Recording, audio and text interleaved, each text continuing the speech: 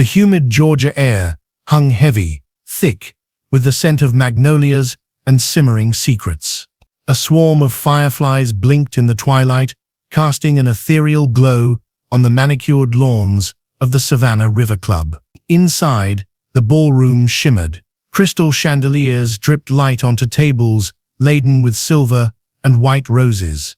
A perfect tableau for the wedding of the year. But beneath the veneer of celebration, a darkness stirred. Sarah watched her daughter Emily glide down the aisle, a vision in ivory lace. A bittersweet ache tightened in Sarah's chest. Emily, her beautiful, vibrant Emily, was leaving her. A tear escaped, tracing a lonely path down Sarah's cheek. She dabbed at it quickly, not wanting to mar her perfectly applied makeup.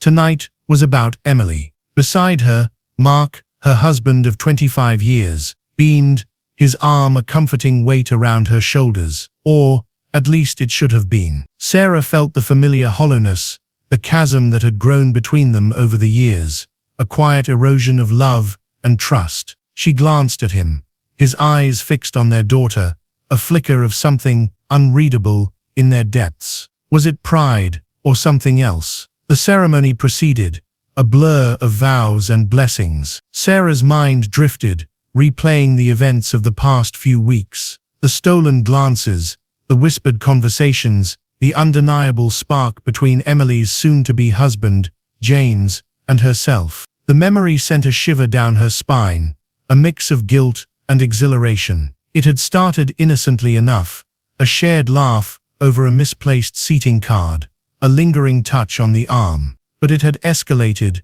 fueled by the heady atmosphere of the wedding preparations, the unspoken desires that had lain dormant for so long. The reception was a whirlwind of toasts and dancing. Sarah forced a smile, playing the doting mother, while her heart hammered against her ribs. She caught James's eye across the crowded dance floor. He offered a small, almost imperceptible nod. The heat of his gaze burned through her, leaving her breathless. Later, as the band played a slow, romantic waltz, Sarah found herself in James's arms. He held her close, his breath warm against her ear. "You look beautiful, Sarah," he whispered, his voice husky. "Thank you, James," she replied, her voice barely audible. She knew this was wrong, terribly wrong. Emily was her daughter. James was going to be her son-in-law. But in that moment, in the soft glow of the ballroom, with the music swirling around them, she couldn't bring herself to care. As the music ended, James leaned in, his lips brushing against her ear. "Meet me in the garden by the fountain, in 10 minutes. Sarah's breath hitched. She knew she should say no. She knew she should walk away, but her feet seemed rooted to the spot. A dangerous curiosity, a yearning for something she hadn't felt in years, propelled her forward. 10 minutes later, Sarah slipped out of the ballroom and into the cool night air. The fountain shimmered under the moonlight, its gentle splashing a counterpoint to the frantic beating of her heart. James was waiting for her, his silhouette dark against the illuminated water. As she approached, a figure emerged from the shadows. Mark. His face was a mask of fury, his eyes burning with a cold rage Sarah had never seen before. In his hand, he held something glinting in the moonlight, a knife. The air crackled with tension, thick enough to choke on. Mark's face, usually placid and kind, was contorted with a rage that twisted his features into something unrecognizable. The knife in his hand, a gleaming silver carving knife from the wedding buffet, trembled slightly. "What is the meaning of this?" Sarah stammered, her voice a mere whisper. She knew the answer though. She saw the knowledge reflected in Mark's eyes, a burning accusation that pierced through her carefully constructed facade. James stood frozen, caught between shock and fear. He looked from Sarah to Mark, his face paling in the moonlight. He opened his mouth to speak, but no words came out. Meaning. Mark's voice was low, a dangerous growl that resonated in the stillness of the garden. "You dare ask me that? You, my wife, my wife." He spat the word as if it were a curse. His gaze shifted to James, his eyes narrowed with venom. "And you," he hissed, "you worm, you dare lay a hand on my daughters, on my family." Sarah's mind raced. She had to do something, anything, to defuse the situation. "Mark, please," she pleaded, taking a tentative step towards him. "It's not what it looks like." Mark laughed. A harsh, bitter sound that echoed through the garden. "Not what it looks like. I saw you, Sarah. I saw the way you looked at him. I saw him touch you." His voice broke, a raw emotion spilling out. 25 years, Sarah. 25 years of what? A lie? Sarah's carefully constructed composure crumbled. Tears streamed down her face, a mixture of guilt, fear, and regret. "Mark, I'm so sorry," she sobbed. "I never meant to hurt you. Sorry." Mark's voice rose again, the knife in his hand flashing in the moonlight. "Sorry isn't enough, Sarah. Not this time." James finally found his voice. "Mr. Thompson, please," he said, his voice trembling slightly. "It was a mistake. We didn't mean for anything to happen." Mark's gaze flickered to James, his eyes filled with a murderous intent. "A mistake," he repeated, his voice dripping with sarcasm. "You call this a mistake? You betray my daughter, you betray my family, and you call it a mistake?" He lunged forward, the knife raised high. Sarah screamed, throwing herself in front of James. The blade plunged into her chest, a sickening thud echoing through the garden. Sarah gasped, her eyes widening in disbelief. She looked down at the knife protruding from her chest, the crimson stain spreading rapidly across her white dress. A wave of dizziness washed over her, and she stumbled backwards, collapsing onto the cobblestones. Mark stood over her, his face a mask of horror.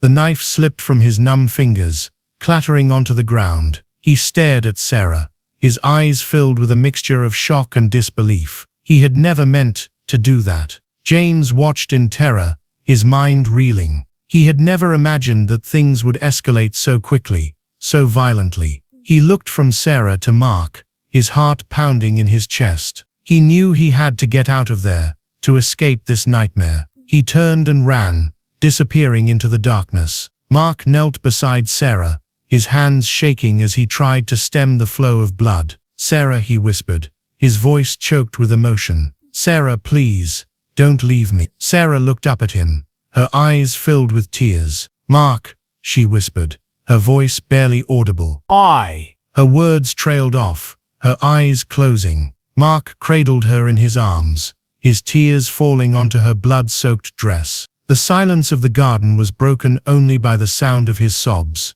The wedding celebration, the symbol of new beginnings, had ended in tragedy, stained with blood and betrayal. The wail of sirens sliced through the night, shattering the fragile peace that had settled over the Savannah River Club. Flashing lights painted the manicured lawns in a dizzying strobe, casting long, distorted shadows that danced with the whispering magnolias. Police officers swarmed the garden, their voices sharp and urgent as they cordoned off the area, their flashlights cutting through the darkness like probing fingers. Detective Ray Maxwell, a seasoned veteran with a world weariness etched onto his face, surveyed the scene. The body, covered by a white sheet, lay near the ornate fountain, the crimson stain seeping into the cobblestones. He knelt beside it, his expression grim. He'd seen too many tragedies in his career, but this one, the sheer domesticity of it, the backdrop of a wedding celebration, made his stomach churn. "Cause of death?" he asked, his voice flat. "Stab wound to the chest, detective," a young officer replied, his face pale. "Looks like a single thrust. The victim is Sarah Thompson, the bride's mother." Maxwell nodded, his gaze sweeping over the scene. He noted the discarded carving knife, its silver surface now dulled with blood. He saw the scattered rose petals, now stained crimson at the edges, a stark contrast to their earlier pristine beauty. He saw the fear in the eyes of the wedding guests, their faces pale and drawn as they huddled together, whispering amongst themselves. He turned his attention to Mark Thompson, who sat on a nearby bench, his face buried in his hands. He was surrounded by officers, but he seemed oblivious to their presence, lost in his own private hell. Maxwell approached him cautiously. "Thompson," he said gently, "I'm Detective Maxwell. I need to ask you a few questions." Mark looked up, his eyes red and swollen. He nodded slowly, his expression vacant. "I don't know what happened," he stammered, his voice hoarse. "It all happened so fast. We have witnesses who say you were arguing with your wife shortly before the incident," Maxwell said, his voice neutral. Mark's breath hitched. He looked down at his hands, which were trembling uncontrollably. We had a disagreement," he admitted. About Emily. "And the knife?" Maxwell asked, his gaze fixed on Mark's face. Mark shook his head, his eyes filled with confusion. I don't know," he whispered. "I don't remember." Maxwell knew he was lying. He'd seen the look in Mark's eyes, the raw emotion that had flickered there for just a moment before he'd turned away. He knew there was more to the story, something darker, something more complex than a simple marital spat. He glanced at the wedding guests again, his eyes searching for something, someone. He noticed a young man standing apart from the others, his face pale and drawn. He recognized him as James, the groom. Maxwell approached him, his senses on high alert. "Mr. James, is it?" he asked. James nodded, his eyes darting nervously around the garden. "Can you tell me what you saw tonight?" Maxwell asked. James hesitated, his gaze flickering towards Mark. "I didn't see anything," he stammered. "I was inside." Maxwell raised an eyebrow, his skepticism evident.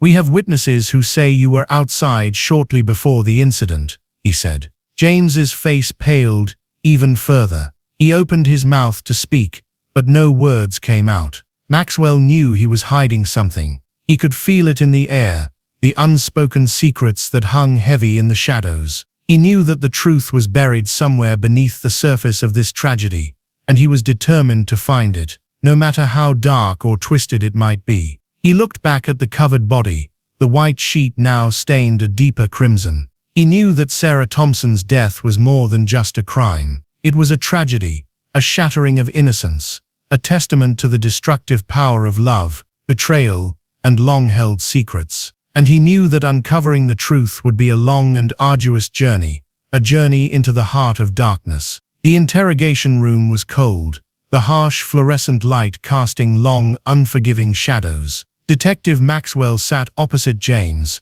his notebook open, his pen poised. He observed the young man, noting the tremor in his hands, the sweat beading on his forehead, the way his eyes darted nervously around the room, avoiding Maxwell's gaze. "James," Maxwell began, his voice firm but gentle, "we need your cooperation. We know you were with Mrs. Thompson shortly before she died." James flinched, his face paling. "I told you, I didn't see anything," he stammered, his voice barely a whisper. Maxwell leaned forward, his gaze unwavering. "James, lying to the police won't help you. In fact, it will only make things worse." James swallowed hard, his Adam's apple bobbing nervously. He looked down at his hands, his fingers twisting together. I don't know what to say," he mumbled. "Start with the truth," Maxwell said, his voice softening slightly. "Tell me what happened between you and Mrs. Thompson." A long silence filled the room,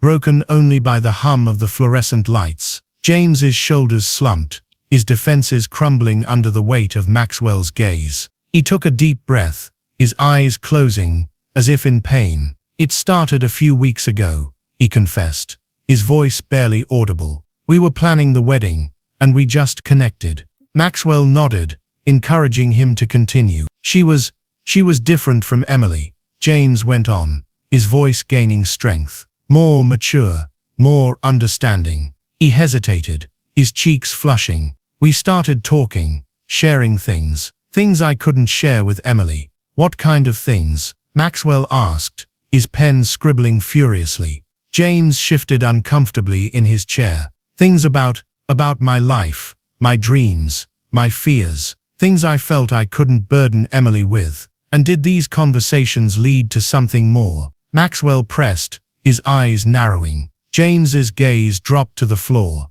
We kissed," he admitted, his voice barely a whisper. "A few times. But it didn't mean anything." "Didn't mean anything," Maxwell repeated, his voice laced with skepticism. "You were kissing your fiancé's mother. That doesn't strike you as inappropriate. James's face crumpled. You know, He said, his voice choked with emotion. I know it was wrong, but I couldn't help myself. She made me feel things I hadn't felt in a long time. Maxwell leaned back in his chair, his mind racing. He was starting to get a picture of what had happened, the tangled web of relationships, the unspoken desires, the simmering resentments that had culminated in this tragedy. He looked at James, his eyes filled with a mixture of pity and disgust.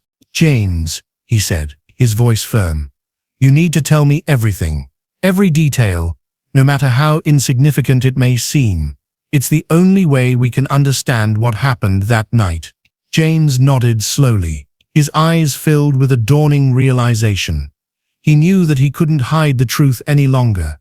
He knew that he had to face the consequences of his actions, no matter how painful they might be. He took a deep breath, steeling himself for the confession that would change his life forever. Meanwhile, across town, Emily sat in her childhood bedroom, surrounded by the remnants of her shattered dreams.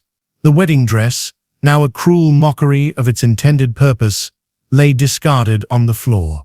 Photographs of her and James, their faces beaming with happiness, were scattered across the dresser, their smiles now a painful reminder of what she had lost. She couldn't comprehend the events of the past few hours. Her mother, dead. Her father, a murderer. Her fiancé, a liar. The world she had known, the life she had envisioned, had crumbled around her, leaving her lost and alone in the wreckage. As she stared at her reflection in the mirror, she noticed something she hadn't seen before. A flicker of doubt in her mother's eyes, in a photo taken just days before the wedding. A subtle tension in her father's smile. A fleeting moment of discomfort in James's gaze. Had she been blind? Had the signs been there all along, hidden in plain sight? Driven by a desperate need for answers, Emily decided to delve into her mother's past, to uncover the secrets that might shed light on this tragedy. She knew it wouldn't be easy, but she was determined to find the truth, no matter how painful it might be. She owed it to her mother, to herself, to unravel the tangled web of lies and deceit that had led to this devastating loss.